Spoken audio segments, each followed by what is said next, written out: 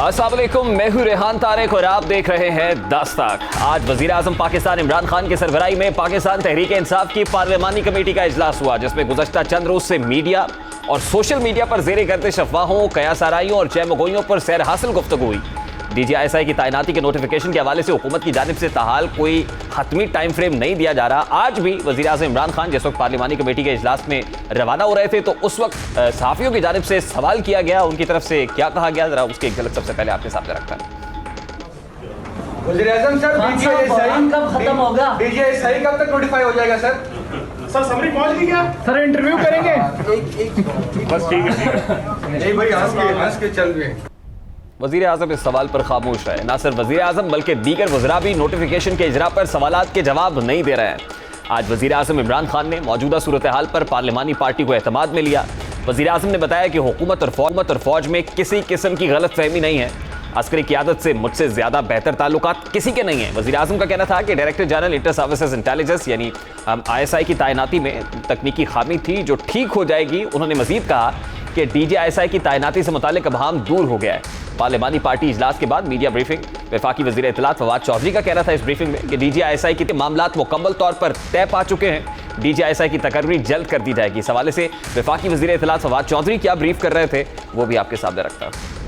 वज़ीर आज़म ने कहा कि director general inter services intelligence या ISI के अपॉइंटमेंट से मुतल्लिक जो मामलात हैं वो मुकम्मल तौर के ऊपर तय पा चुके हैं।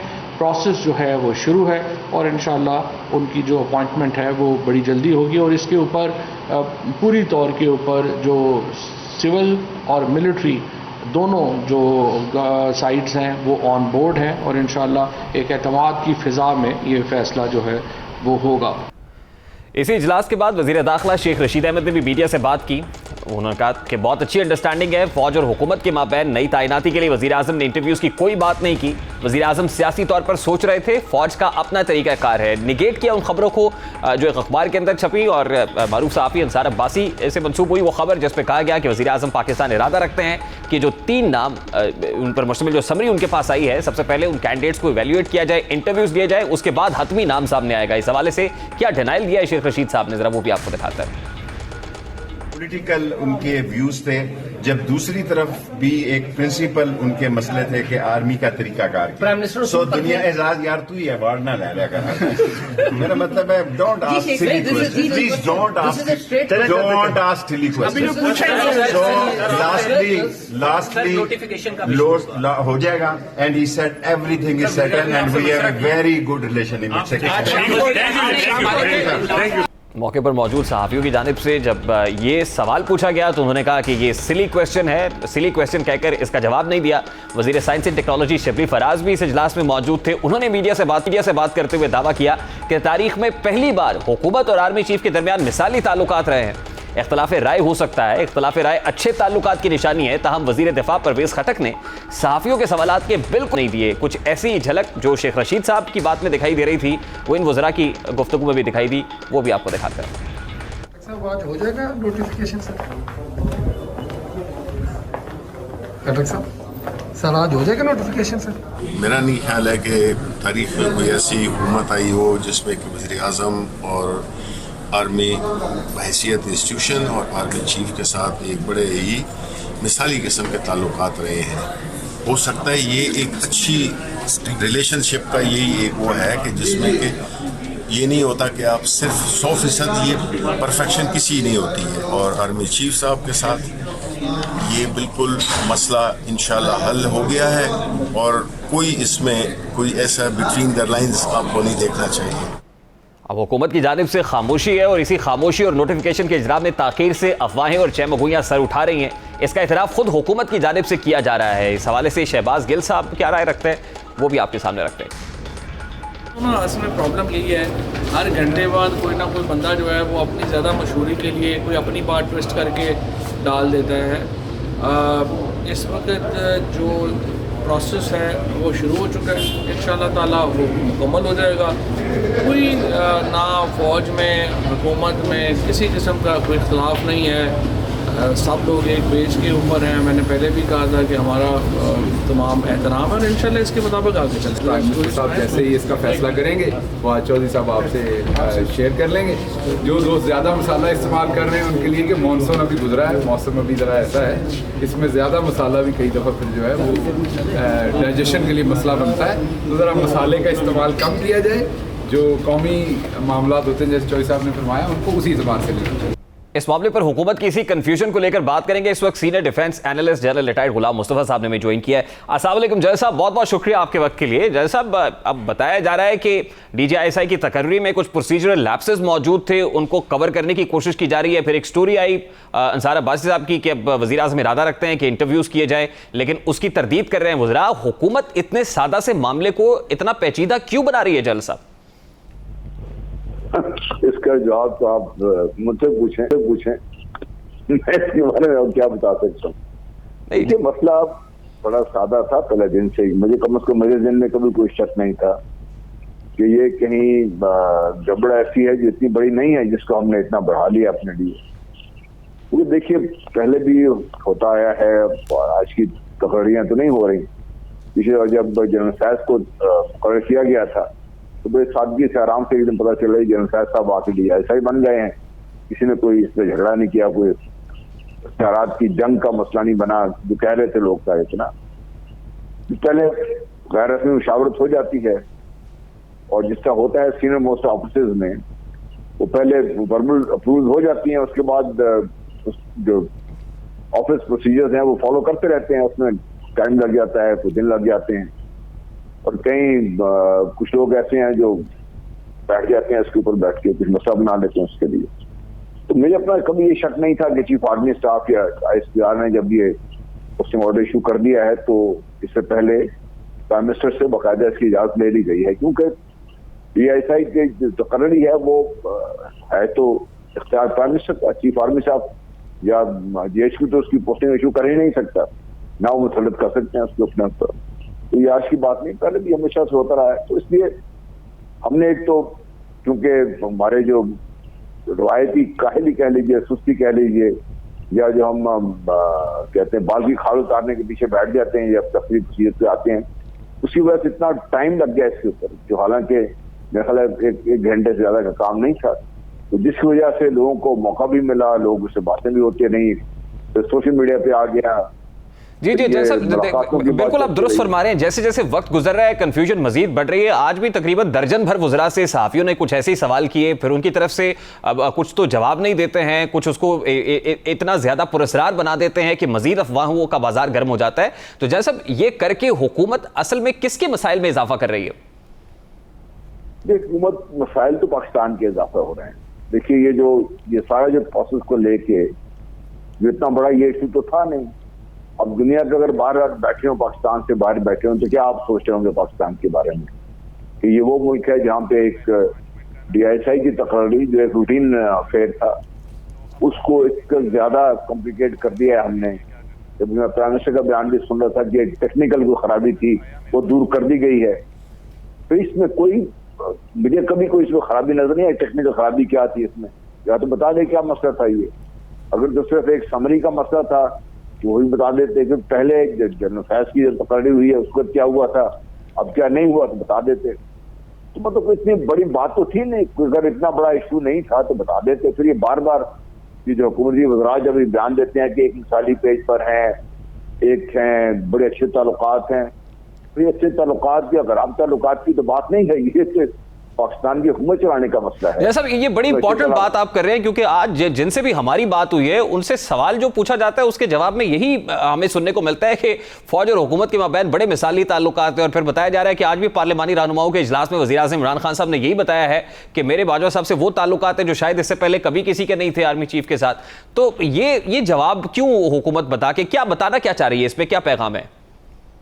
देखिए, एक तो इस लेवल पे पर्सनल ताल्लुकात नहीं होते, जाती ताल्लुकात आपके जो फैसला साजी में असरअंदाज नहीं होने चाहिए उनको, ना ही होते हैं। ये इस सीनियर लेवल पे आके ताल्लुकात अपनी जगह, वर्किंग रिलेशनशिप अच्छी जगह अपनी जगह होता है, पर ये तो कौमी मामलात हैं जिसको फैसला साजी होनी है और हो जानी चाहिए थी। तो ये मैं समझता हूँ हुकूमती वज़रा को भी अगर ये अपनी बयानबाजी से बाज रहते, कल जिस तरीके से कल ये परसों कैबिनेट में डिस्कशन होती रही, उसके टिकट चलते रहे कि भाई मैं भी जिस किस्म की हम बातचीत करना चाहते हैं, सिविल मिलिट्री रिलेशनशिप का खतरा बढ़ गया, सब कुछ हो गया, तो मिलिट्री रिलेशनशिप का खतरा क्यों बढ़ेगा, क्या मसला क्या है, किस बात से बढ़ेगा? अच्छा, तो ना इसमें फौज ने चैलेंज किया हो कि भाई DISI के जो तकड़ी का इख्तियार है वो चीफ आर्मी स्टाफ का है, चीफ आर्मी स्टाफ का तो है ही नहीं इख्तियार। जैसे साहब, मुस्तकबिल में इस तमाम तर फंस के, इस तमाम तर कंफ्यूजन के, अबहाम के कोई पॉलिटिकल इम्प्लीकेशंस देख रहे हैं? जी मैं नहीं देख रहा पॉलिटिकल इम्प्लीकेशन, क्योंकि अफवाज पाकिस्तान, आज की अफवाज पाकिस्तान बहुत मुख्तलिफ है। हम ये बार बार, मैं सोचता हूँ कि हम भूल जाते हैं इस चीज को। जो 80 या 90 की दहाई की फौज थी वो और तरीके से सोच रही थी, आज की फौज और तरीके से सोच रही है। आज जो सीनियर मोस्ट अहदे पर जो तकरीयां हो रही हैं, हमारे लेफ्टिनेंट जनरल कोहली तक भी जो बैठे हुए हैं, जनरल बाजवा देख लीजिए, ये एक आग की भट्टी से गुजर के आए हैं। और आज के जो अमूमी हालात हैं, नाराजी हालात हैं पाकिस्तान के भी, दुनिया के भी, और जो सोच में पूरे पीरियड ऑफ टाइम जो तब्दीली आई है या इम्प्रूव की है, जो भी कह लीजिए, तो आज की फौज के बारे में जो लोग ख्याल कर रहे हैं कि या तो मैं ये फाइल सुन रहा था या तो इमरान खान साहब जनरल बाजवा को फायर कर देंगे या आर्मी टेक ओवर कर लेगी। ये क्या दिमाग खराब है फौज का? बिल्कुल ठीक। ये मुल्क एक रास्ते पे चल पड़ा है और चलने में बार बार कोशिश की जा रही है। और आज पाकिस्तान को जो चैलेंजेस का सामना है उनकी तो बात तो हम कर नहीं रहे, फ्रैंकली स्पीकिंग हम तो उसकी बात कर ही नहीं रहे। पाकिस्तान के आने वाले दिनों में जो पाकिस्तान के मुश्किलात में इजाफे हो रहे हैं उनको तो हम हल करने की बात कर ही नहीं रहे। बिल्कुल ठीक कह रहे हैं जज साहब, ये नॉन इश्यूज है, इनको इश्यूज बनाया जा रहा है। हुकूमत के लिए कोई मशवरा है वैसे आपका इस तमाम तर मामले पर? मुझे उसके बाद ब्रेक पर जाने का कहा जा रहा है, सर कोई मशवरा है हुकूमत के लिए? जी मैं तो हुकूमत से एक ही मशवरा है कि ज्यादा बयानबाजी करने के बजाय और हर चीज को हर जगह जेर बहस लाने के बजाय, और हर आदमी जो हुकूमती ज़ोमा है वो हर आदमी अपने तरीके से भी बात करता है, तो फिर कंफ्यूजन में इजाफा होता है। क्योंकि बात करने का शौक भी सबको है, अपनी आवाज सुनने का शौक भी अपने सबको है। मेरा ख्याल है इससे थोड़ा अगर ये पीछे हट जाए तो सबका फायदा होगा इसमें। बहुत बहुत शुक्रिया। ब्रेक के बाद वापस आते हैं, गुफ्तगू कंटिन्यू करेंगे हमारे साथ में।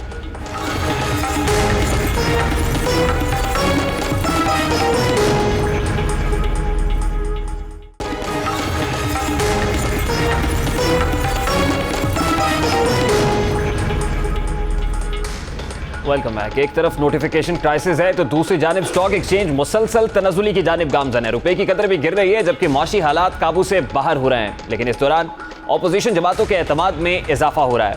हुकूमत की जानिब नैब ऑर्डिनेंस आया है। ऑपोजिशन ने ऑर्डिनेंस की मुखालिफत का ऐलान किया, मगर इस ऑर्डिनेंस के खिलाफ ऑपोजिशन ने कोई अमली कोशिश नहीं की। जय मगोया एक बार फिर सर उठा रही हैं कि हुकूमत इस ऑर्डिनेंस के जरिए ऑपोजिशन को NRO दे रही है, जबकि खुद भी फायदा उठाया जा रहा है। एहसाब का अमल कब तक चलता रहेगा? जब तक हमारी इकॉनमी और नीचे नहीं आ जाती। सर क्या कहेंगे, नया जो हुकूमत अब नया ऑर्डिनेंस लाई है अपने दफा के लिए लेके आई, क्योंकि हुकूमत तो तकरीबन अपनी मुद्दत पूरी करी, क्या कहेंगे? बिल्कुल अपने दफा के लिए लाएंगे। क्या आप इसे चैलेंज करना चाहेंगे? सर सुप्रीम कोर्ट में वैसे ही चैलेंज हुआ है। अब इस हवाले से गुज़श्ता रोज नायब सदर मुस्लिम लीग नून मरियम नवाज शरीफ से भी सवाल किया गया, मगर उन्होंने इस सवाल का जवाब देने से माजरत करते हुए मलबा पार्टी पर डाल दिया। इस हवाले से मरियम नवाज साहिबा से क्या सवाल हुआ था और उसका जवाब वो क्या दे रही थी, वो भी आपके सामने रखते हैं। मैडम जो मैंने बात की नैब ऑर्डिनेंस, क्या आप नैब ऑर्डिनेंस को सुप्रीम कोर्ट से चैलेंज करेंगे? और अगर शहबाज शरीफ ने हुकूमत से इत्तेफाक कर लिया, आपकी हुकूमत अमली क्या होगी? ये मैं पार्टी इसका जवाब देगी। जी आप मैडम। अब मुल्क में जो सियासी मंजरनामा दिखाई दे रहा है, नैब ऑर्डिनेंस में तब्दीली के बाद ऑपोजिशन के लिए हवाएं भी बदलती हुई दिखाई दे रही हैं। क्या वाकई सियासी नक्शा तब्दील होने वाला है? क्या वाकई तब्दीली नविश्ता दीवार है? क्या हवाओं का रुख बदल रहा है? और हुकूमत इस तमाम तर मामले पर क्या कर रही है? क्यों नॉन इशूज़ को इशू बना रही है? क्यों ऐसे गर्दाब में फंसती चली जा रही है कि ऑपोजिशन को मौका मिल रहा है कि ऑपोजिशन ना सिर्फ हुकूमत पर चोट कर रही है बल्कि इस तमाम तर क्राइसिस सिचुएशन से फ़ायदा भी उठाती हुई दिखाई दे रही है? हुकूमत से ही जानने की कोशिश करते हैं। इस वक्त पाकिस्तान तहरीक इंसाफ की रहनुमा आलिया हमजा साहिबा ने भी ज्वाइन किया है। अस्सलाम वालेकुम आलिया साहिबा, बहुत बहुत शुक्रिया आपके वक्त के लिए। आज मौरखा 13 नवंबर और बरोज़ जुमेरात, आज भी बहुत इंतज़ार किया गया, लेकिन जिसने आना था, बताया जा रहा था, वो नहीं आया। आलिया साहिबा क्या कहेंगी? बिस्मिल्लाहिर्रहमानिर्रहीम। थैंक यू रेहान साहब। रेहान साहब, अब तो ना हम भी इस बात को एंजॉय करने लगे हैं जब आप लोग हमसे ये सवाल पूछते हैं, क्योंकि मैं अब आपको बता दूं, मुअर्रिख अब ये लिखेगा 2016 से जो फौज को मलाइन करते थे, जो नाम ले लेकर DGISI और चीफ ऑफ आर्मी स्टाफ के हक में बयान देते थे, आज हमें उन्हें फौज के साथ खड़ा देखकर दिली खुशी हो रही है। 3 साल से ये जिस सिविल सुपरमेसी की बात करते थे और जिस GHQ को ये मुसलसल निशाने पर रखते थे, आज ऑपोजिशन जमातें उन्हीं से एक उम्मीद लगाकर बैठी हैं और एक ही बात मेरे दिमाग में आती है कि इन्हें कुछ नहीं मिल रहा इस सारे फस को क्रिएट करके। ये जो जिसे कह लें कि storm in the tea cup है, इसका नतीजा अब यही होगा कि एक दफ़ा फिर इनकी आस उम्मीद टूट जाएगी और जल्द ये फैसले हो जाएंगे। तो बिल्कुल ये लोग ठंड रखें, जो लोग जो है ना मलाइन करते रहे। हमें तो अब ये डर लग रहा है कि जब DGISI का फैसला एक दफा वही आएगा जो जिस पर दोनों को, एस्टैब्लिशमेंट और गवर्नमेंट दोनों का कंसेंसस होगा, तो फिर ये कहां पर जाएंगे लोग जो एक जिसे कहते हैं कि चाय की प्याली में तूफान खड़े करके पहले जो कुछ हुआ इसमें कंसेंसस नहीं था, इसका मतलब? देखें जी, सिंपल सी बात है और आपको भी पता है और मुझे भी पता है कि प्राइम मिनिस्टर इमरान खान साहब तो सिर्फ इतना चाहते थे कि जो मौजूदा हालात हैं, जो अफगानिस्तान जिस पर सारी दुनिया की, बैनुल अक़वामी दुनिया की इस वक्त नजरें लगी हुई हैं, उसके हालात के संभलने तक अगले 2-3 महीने तक हमारे जो प्रेजेंट DGISI हैं, जनरल फैज़ हमीद साहब जो बहुत ज़बरदस्त काम करें वो कंटिन्यू करें। और बट जो हमारे chief of army staff very respectable, उनका ये कहना था कि वाकई फौज के दायरा है और किसी के आने जाने से कोई फर्क नहीं पड़ेगा। तो जो भी चीजें थी ये तो 3 दिन पहले मीटिंग के अंदर सॉर्ट आउट हो चुकी है। अब तो एक प्रोसीजरल काम हो रहा है जो दोनों कर रहे हैं। That's it. उस मीटिंग में ये भी बात हुई थी, रबर स्टैम्प से मुतालिक भी वज़ीर आज़म ने कहा था मैं किसी की डिक्टेशन को कबूल नहीं करूंगा। और उसके बाद फिर जनरल फैज़ से मुतालिक तो यकीनन वो तो कोर कमांडर पेशावर है और समरी के अंदर जिन 3 लोगों का नाम गया है उसमें तो जनरल फैज़ का नाम नहीं है। तो फिर वो जो स्टांस था प्राइम मिनिस्टर ऑफ पाकिस्तान का, where does that stance now stand? Prime minister Imran Khan साहब का एक ही स्टैंड है और आज उन्होंने अपना वो स्टैंड दोबारा दोहराया है और उनका कहना यह है कि उनके और चीफ ऑफ आर्मी स्टाफ के अंदर, ये मैं प्रॉपर्ली उनके वर्ड्स को कोट कर रही हूं, बहुत ज़बरदस्त ताल्लुकात हैं। और उन्होंने कहा है कि इस जमहूरी हुकूमत को जिस तरह की सपोर्ट जनरल बाजवा साहब की तरफ से, फैज़ हमीद साहब की तरफ से, पूरी फौज की तरफ से मिली है और जिस तरह के फैसले बैनुल अक़वामी सतह पर हो रहे हैं, उनका यह कहना है कि हम सब एक पेज के ऊपर हैं। और ये जो एक बात जिसे इतना इख्तलाफ कहकर ऑपोजिशन, ये बात आपकी आलिया हमजा साहब बिल्कुल दुरुस्त है, के खुशियां मान पड़ जाएंगी, ये प्राइम मिनिस्टर इमरान खान साहब ने आज पार्लिमानी पार्टी की मीटिंग में कहा है और ये उन्हीं के वर्ड्स में मैं आज आपको बता रही हूं। आलिया हमजा साहब, ये बात दुरुस्त है कि जितनी सपोर्ट इस हुकूमत को मिली है शायद किसी हुकूमत को इतनी सपोर्ट मिली हो, लेकिन इसी हुकूमत ने जितना फस क्रिएट किया है शायद ही किसी हुकूमत ने इतना फस क्रिएट किया हो, इतने सादा से मामलात को इतना पेचीदा बनाया हो। अब ये कोई बड़ा मामला नहीं था, पहले भी होती रही अपॉइंटमेंट्स, सादा सा मामला था, इसको इतना पेचीदा आपने क्यों बना दिया कि आज तक अभी तक डिसाइड नहीं हो पाया, ना कोई नोटिफिकेशन सामने आया कि who is going to be the next DGISI? देखिए जी, सबसे पहले तो मैं ये बता दूं कि जो लोग ये कह रहे हैं कि आज से पहले ऐसा नहीं हुआ था और आज तक ऐसा नहीं हुआ, मेरा ये ख्याल है कि एक प्रोसीजरल प्रोसेस के ऊपर वो ये बात कर रहे हैं। देखिए जी, इज्जत और तकरीम का तब होती थी जब ये आसिफ जंजुआ को BMW की कार रिश्वत के तौर पर देते थे, उसको इज्जत और तौकीर कहते थे ना फौज की। ये तब होती थी जब ये परवेज मुशर्रफ श्रीलंका के दौरे पर जाते थे तो उन्हीं के DGISI को ये चीफ ऑफ आर्मी स्टाफ बनवाकर फौज में कू करा देते थे। हमारा जो स्टैंड है और हम आलिया हमजा साहिबा, मैं इदारे पे इल्जाम नहीं लगा रही, मैं नून लीग पे जी, मैं नून लीग पे इल्जाम लगा रही हूं, मैं इदारे के साथ हम खड़े, इदारे की तौकीर इज्जत, हमारी तौकीर इज्जत है, हम उनके साथ शाना बशाना खड़े हैं। चले मुझे जरा एक सादा से सवाल का जवाब दे आलिया हमजा साहिबा। हम जो नहीं देखिए, आपने बात गलत किया, रियली नहीं, इदारे की इज्जत और तकरीम की बात कर रही हैं। मेरा सादा सा मेरा सवाल ले लेना, फिर उसके बाद उसके साथ जवाब दे दीजिएगा। ज़िमनी सवाल है, सवाल में ले मेरा ज़िमनी सवाल ले लीजिए। I really need to clear the position. I really need to clear the position and the position is कि इदारे को खराब करने के लिए इन्होंने हत्तुल अमकान कोशिश की है, लेकिन हमारा वो एक ऐसा एक ही तो इंस्टीट्यूशन है पाकिस्तान के पास, एक ही तो इंस्टीट्यूशन है जो प्रॉपर्ली परफॉर्म करे, उसके अंदर भी नून लीग ने दरार डालने की कोशिश की है। अक्सर तहरीक इंसाफ का हदफ जो है वो अदलिया भी रही है। जस्टिस काजी फाइज़ा केस आपको याद होगा, नैब के साथ जो कुछ किया वो भी आपके सामने है, मीडिया के साथ जो कुछ हो रहा है वो भी सामने है। अब उसके बाद ये फौज जैसे इदारे को जिसकी सैंक्टिटी से मुतालिक आप बेहतर समझती हैं कि एक ही इदारा है मुल्क में, उसको भी मुतनाज़ बनाने में पाकिस्तान तहरीक इंसाफ किसी एजेंडे के तहत आई है कि इदारों को आपने छोड़ना नहीं है। इलेक्शन कमीशन ऑफ पाकिस्तान के साथ जो कुछ किया वो भी आपके सामने है।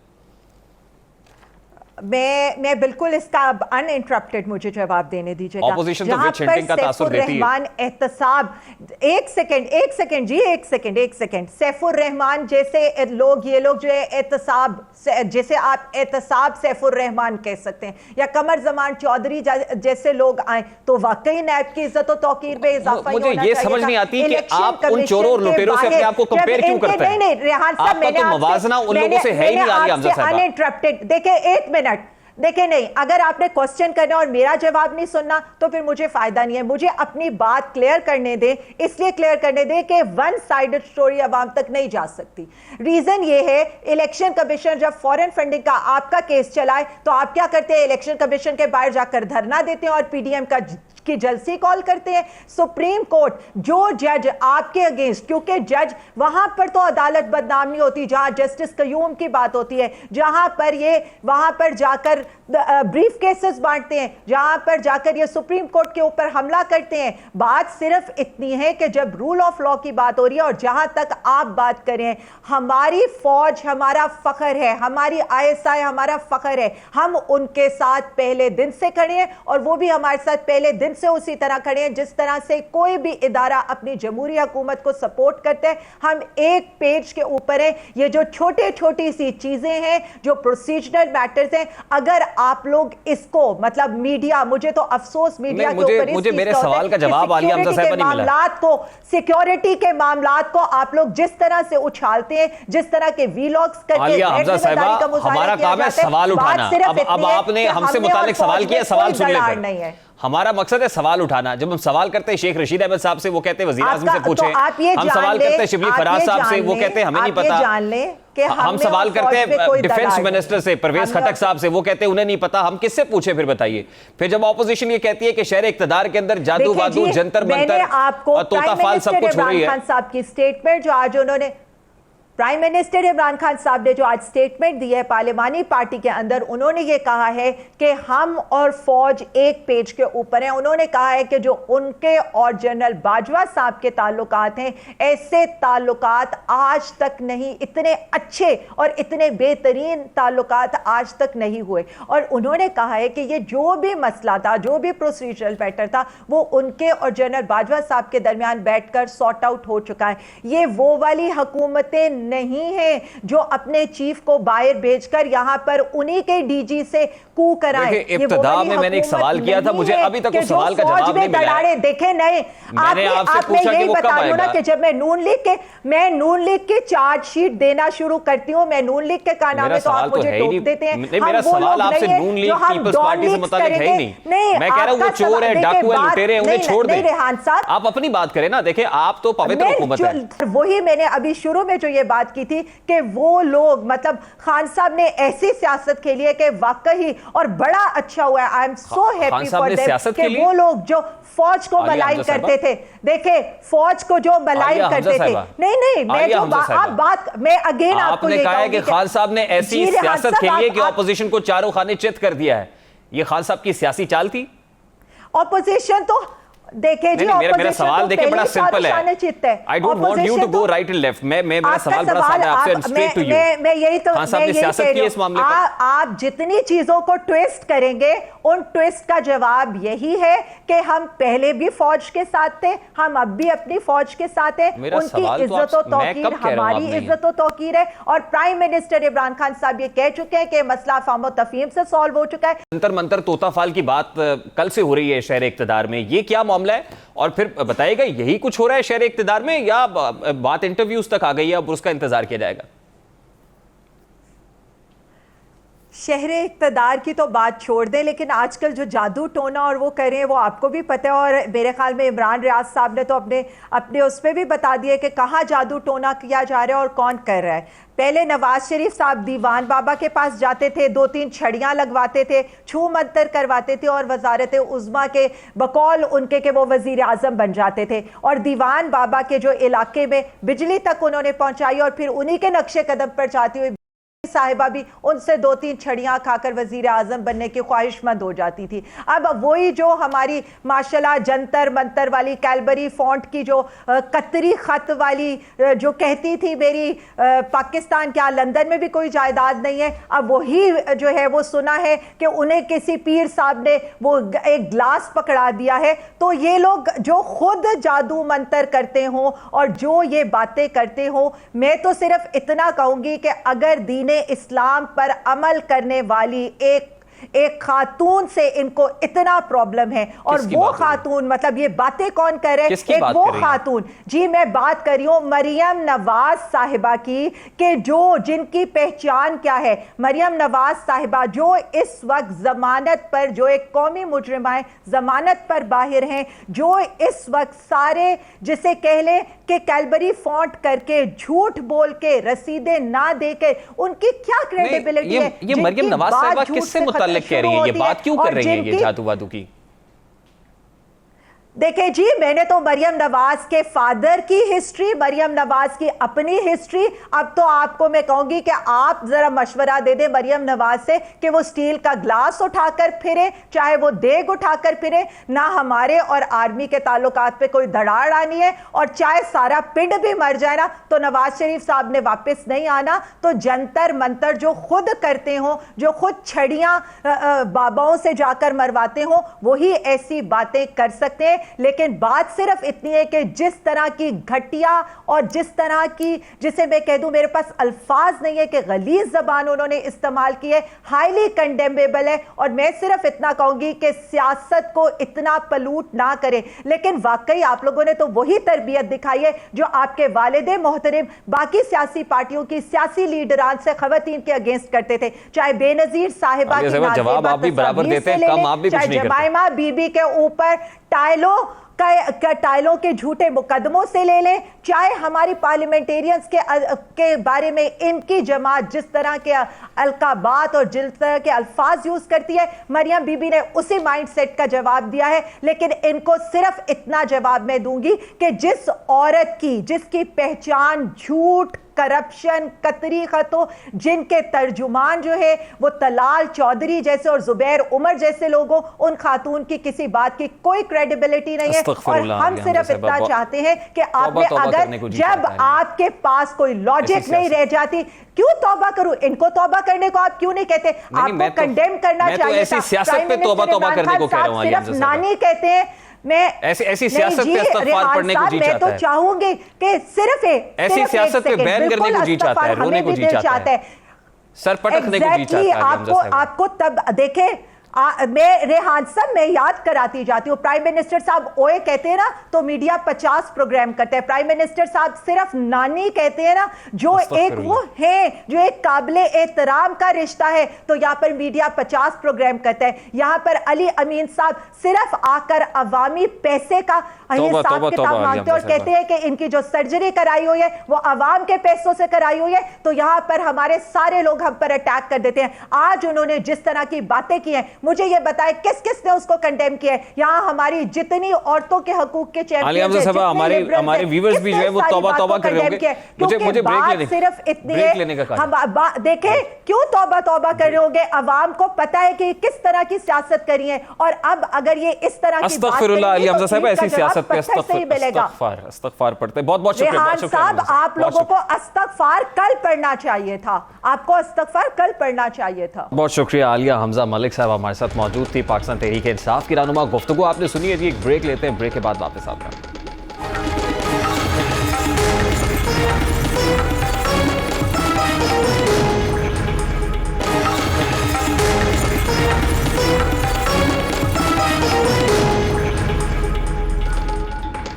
Welcome back. मुल्क में बढ़ती हुई बेरोजगारी और गुर्बत के बीच मजबूरियों के सौदागर सरगर्म हो गए हैं। इंसानी इस्तेहसाल का एक नया अंदाज शुरू हो चुका है।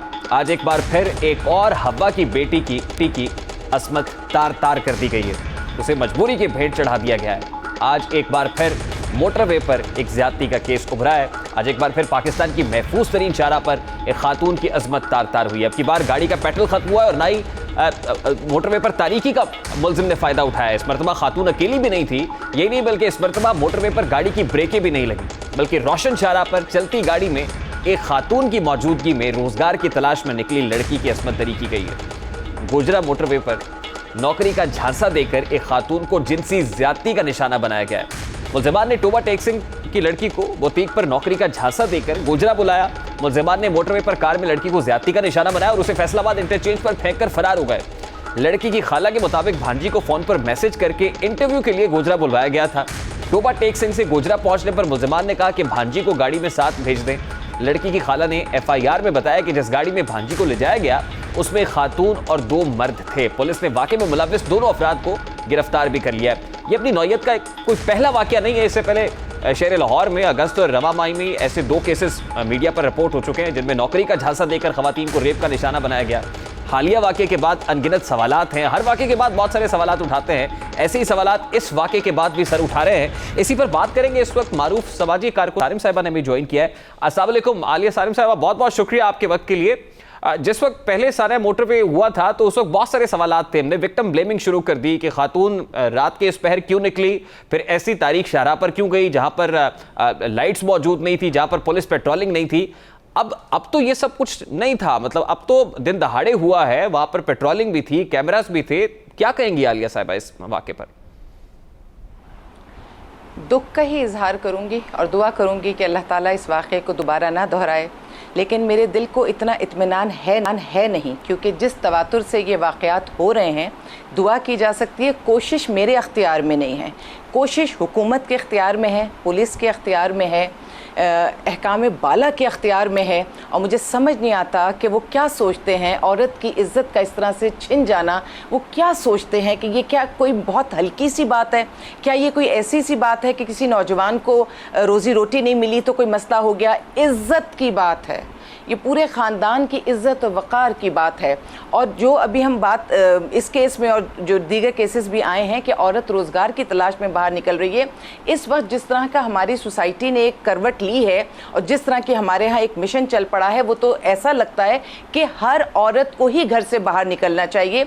उसकी एक वजह तो ये है कि इस वक्त जो महंगाई, कमर तोड़ महंगाई हमारे मुल्क में है, पहले तो ये जो होता था ना कि एक मर्द निकल जाता था, 2 मर्द घर के निकलते थे और फिर खवातीन सुकून से घर बैठ के घर चला लेती थी। ये जॉइंट फैमिली सिस्टम हुआ करता था तो सब मिलकर गुजारा करते थे। देखिए जॉइंट फैमिली भी तोड़ दिया, महंगाई बहुत ज़्यादा कर दी, एक बंदे पर पूरा ख़ानदान नहीं चल सकता। फिर उसके बाद हमारे लिए मुसीबतें ये शुरू हो गई हैं कि फ़ैशन की दौड़। हर आप देखें, पहले अगर एक शादी भी हुआ करती थी वो शामियाने लगते थे, शादियाँ हो जाती थी। अब तो इवेंट मैनेजमेंट होती है। बच्चे की तालीम पहले सरकारी स्कूल में भी पढ़ लेते थे, अब इस A-O लेवल्स की जो तालीम है वो इंतहाई महंगी है। इलाज का आप इस आलम देखिए, किसी ज़माने में सरकारी अस्पताल से भी शिफायाब हुआ करते थे, अब तो वहाँ सिरिंजेस तक नहीं है। ये वो बेसिक चीज़ें हैं जिसमें आटे से लेके इलाज और इलाज से लेके तालीम अब घर का एक फ़र्द नहीं चला पा रहा, बूढ़े माँ बाप का इलाज नहीं करवा पा रहा। तो फिर औरतें कहती हैं कि हम भी घर से बाहर निकलें।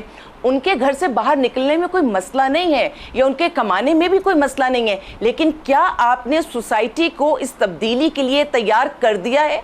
क्या आपने इस मेल डोमिनेटिंग सोसाइटी को इस हद तक बेहतर बना दिया है कि हर औरत घर से निकल सके? क्योंकि जो औरतें समझदार हैं और जिनका बैकअप बहुत मजबूत है और अल्लाह का जिनके ऊपर करम है, ये भी ज़रूर कह दूं, क्योंकि बहुत सारे केसेस वो भी आए हैं जो बहुत पढ़ी लिखी औरतें हैं, बैकअप भी है, उसके बावजूद उनके साथ ज्यादतियाँ हुई हैं। तो अल्लाह का करम भी हो तो औरत बच जाती है। लेकिन मोटरवे जैसी जगह जहाँ पर चलती फिरती शाहराह, वहाँ पर इस तरह का वाक़या हो जाना, ये पूरी सोसाइटी, पूरे माशरे के मुंह पर तमाचा है। ये कोई आम बात नहीं है। ये कोई जिस सूरत हाल की अक्कासी आप कर रही हैं, देखिए इसमें तो खवातीन और ज्यादा वल्नरेबल दिखाई देती हैं। जब इस तरह के बदकिस्मत वाकयात होते हैं, कानून साजी की बात होती है, सख्त से सख्त सजाएं देने की बात होती है, लेकिन जो आप कह रही हैं कि अब ये तो एक मैंडेटरी सामर है, मजबूरी हो गई है, आपको घर से बाहर निकलना ही है, आपको इकोनॉमिक एमेंसिपेशन की बात भी होती है, तो ये इसको कैसे दुरुस्त किया जा सकता है फिर? मैं हमेशा से एक बात कहती रही हूं कि ज़माना कभी भी औरत के साथ नहीं रहा। ज़माने ने औरत को सिर्फ पाकिस्तान में नहीं, दुनिया में भी कभी उस तरह सपोर्ट नहीं किया। जिस किस्म के सुनहरे ख्वाब या जिस तरह की आसान चीज़ें बताई जाती हैं, औरत को हमारे यहाँ जिस तरह से ट्रीट किया जाता है, जिस तरह से उसको आगे पेश किया जाता है, नौकरी लेने जिस वक्त जाइए तो जिस किस्म के सवालात वहाँ पर होते हैं, जिस तरह का माहौल होता है, तरक्की के लिए जो चीज़ें बताई जाती हैं और सिर्फ बताई नहीं जाती, उनसे करवाई भी जा रही होती हैं। उन सारी चीजों को देखते हुए हुकूमत पहले तो इन सब चीजों को ठीक करे। अपनी ये जो हमारी एक साइकी है, जो मर्दों की साइकी है, उसको ठीक करे। औरतों को सजा, सख्त तरीन सजा कहां मिल रही होती है? अगर 1000 केसेस में किसी एक को सजा मिल गई तो वो कोई सजा थोड़ी है, वो तो सिर्फ एक केस स्टडी हो गया, एक समझिए एक ऐसी चीज हो गई कि एक तसल्ली हो गई कि ऐसी सजा मिल सकती है। अगर 1000 केसेस पहुंचे, अनफॉर्चुनेटली मुझे आपको रोकना पड़ रहा है। बहुत बहुत शुक्रिया आपके वक्त के लिए। वक्त अपने इख्तिताम को पहुंचे जी। आपसे मुलाकात होगी इंशाल्लाह कल। अपना रखिएगा।